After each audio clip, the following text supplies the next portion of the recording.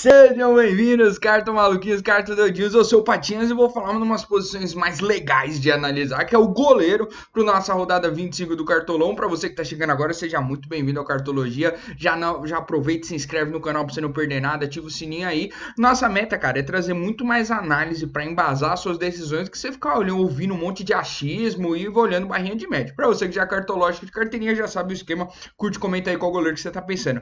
Cara, goleiro é tipo a batata palha se o seu time for estrogonofe. O Patinhas tá na droga. Não, eu tô falando que assim, goleiro bom, cara, contagia a nossa rodada. Então, nossa dica segura, cara, vai ser o Fernando Praz. Pra quem é cartológico já sabe o esquema, a gente se pauta por três grandes métricas pra avaliar um goleiro. A primeira é a média de DDs no local de jogo, ou seja, ele tá jogando dentro ou fora de casa, a gente muda a média de DD. Quantas finalizações ele defende até ele tomar um gol, hoje o prazo está em torno de 3. Quantas finalizações defendidas demora até ele de fato converter numa DD, porque nem toda finalização defendida é uma DD. E hoje o prazo está com 2,12, o que quem é cartológico já sabe, quando o terceiro número é menor que o segundo, é um goleiro que tem a maior probabilidade de gerar DD antes de... Caralho, o maluco é brabo. Porra! Tomar o gol, que é o caso ideal. Vou aproveitar e também convidar você para entrar no nosso Instagram, @cartologiafc, e no nosso canal do Telegram, que a gente vai divulgar todas as análises 100% grátis aqui de um cartoleiro pro outro. Não tem plano de sócio, não tem sorteio, não tem nada disso.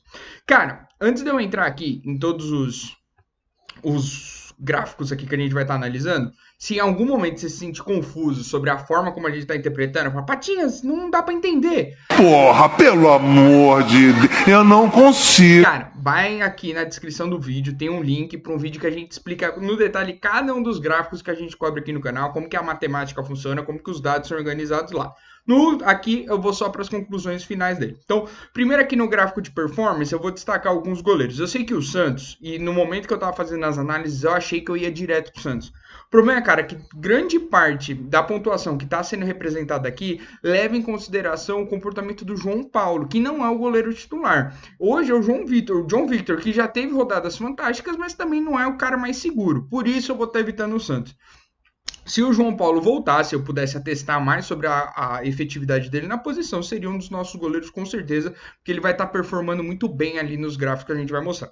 Depois, cara, mostrar o Ceará, que está numa posição fantástica aqui, né? 1,45 média de DDs. Lembrando que o Ceará vai estar jogando em casa contra o Atlético Goianiense, Fernando Praz bem caseiro. Cara, e o Atlético Goianiense jogando como visitante, hoje está na média de, para cada gol que ele faz, 2 DDs por goleiro.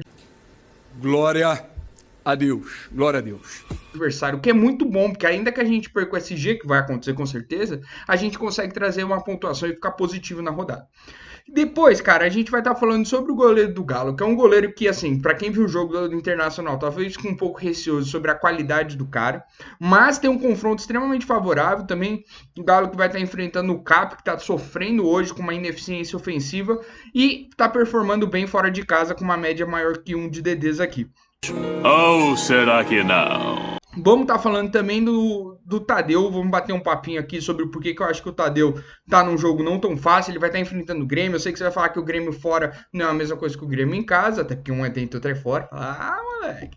E também porque o Grêmio vai estar no patamar aí da Libertadores, então ele pode estar colocando reserva, que diminui o potencial ofensivo, talvez dê mais segurança pro Tadeu. Mas a gente vai entrar nisso no detalhe. Vamos falar do Palmeiras. Quem o Cartologia talvez vá cravar como não é uma das boas opções, a gente não vai estar recomendando o Volpi nessa rodada. E por que a gente não vai estar recomendando o Volpi nessa rodada? Apesar da segurança, ele vai estar jogando contra um dos times que é notório por ser um carrasco pela ineficiência ofensiva. Então o Corinthians vai lá, faz um gol e ele não volta a testar mais o gol adversário. Isso é normal, é coisa da vida, pode acontecer. Ou quando ele vai, ele tem uma habilidade muito forte de fazer gol quando ele chuta e não de fato gerar DDs. Por isso, o confronto adversário não é tão favorável. E o Volpi hoje, fora de casa, nos últimos 10 jogos, está com uma média de menos de 0,8 DDs por jogo, que é uma média pequena. Por isso a gente não vai estar recomendando, talvez o Volpi é o que mais esteja na mentalidade da galera aí. Segundo, olhando a análise de finalização, quem são aqui os goleiros que vão estar enfrentando finalizadores nas piores fases, tá? Então eu destaquei aqui o goleiro do Grêmio, o goleiro do Goiás, e aqui é um ponto interessante, tá? O Grêmio jogando fora de casa hoje está com uma média só de 30% das finalizações no gol nos últimos 10 jogos. Então, assim, isso me deixa um pouco receoso de colocar o Tadeu, porque ele vai estar enfrentando um time que 70% das vezes a bola vai para fora. Para quem não lembra, olha o jogo do Grêmio e São Paulo, tá? Que foi no Morumbi. Cara, o Grêmio não chutou uma bola no gol pro Thiago Volpe fazer uma defesa. Todas as finalizações foram para fora. Finalizou muito, mas para fora.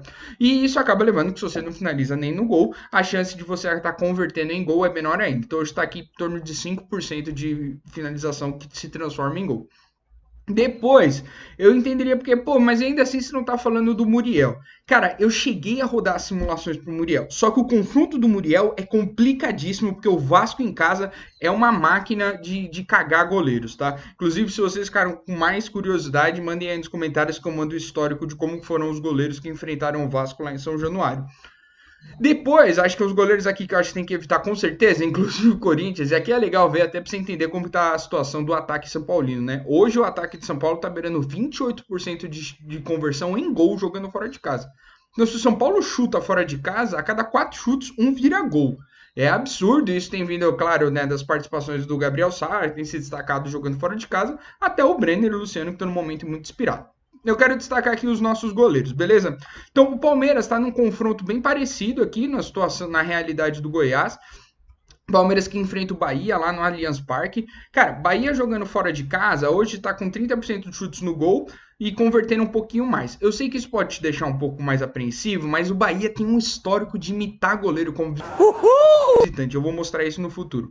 E mostrando aqui que o goleiro do Galo tá enfrentando um time com 50% de chutes no gol, mas menos de 10% a bola entrando. E o Fernando Praz também bem perto aqui de chegar na zona dos maus finalizadores adversários.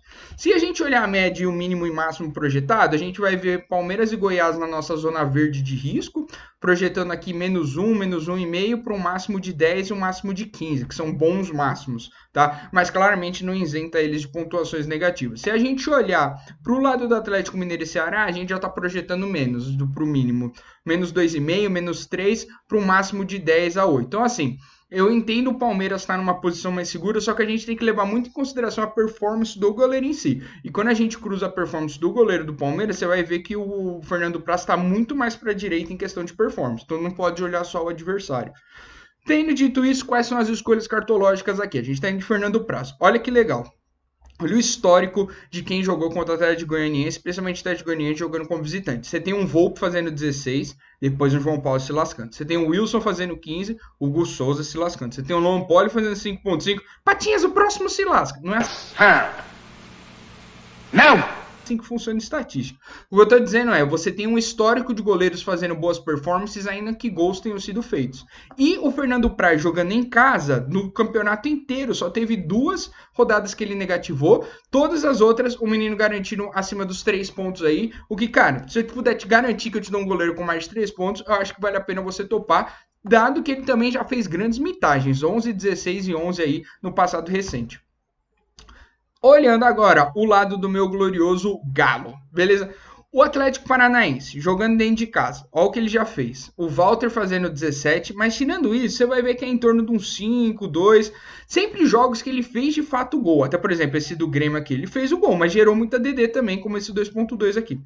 O Everson, e aí a dificuldade da gente encomendar o Everson no passado, e por isso que ele não vai ser a dica segura, é que ele, jogando fora, ainda não passou de 5 pontos. Conseguiu na 11ª rodada um SGzinho aqui e mais nada. Talvez estaremos apostando aqui que vai ser a primeira chance dele dar uma mitada com um time que oferece muita DD antes de fazer um gol.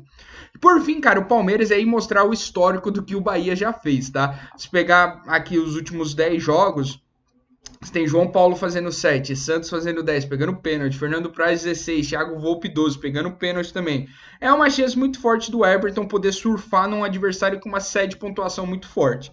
E o nosso menino Everton, cara, ele vem de uma pontuação boa, vem de fazendo 8 pontos na 23ª rodada, o Palmeiras está numa sequência de não tomar gol, então o SG talvez não seja bizarro de sonhar aqui, mas voltando mais, talvez reconheça que ele não é nenhum João Paulo da vida aqui. Antes disso, você vai ver que ele não tinha passado ainda dos 5 pontos. Mas está numa boa fase, Palmeiras está numa boa fase, por isso a gente vai estar trazendo ele. Vamos sumarizar tudo que eu falei aqui e trazer os dados de cada um. E você vai ver por que o prazo acaba sendo a segura quando olhar esses 3 indicadores. Se você olhar o Everson, tá? 1,18 média de DD, ou seja, menor. tá demorando menos chutes, finalizações defendidas até a bola entrar, ou seja, ruim.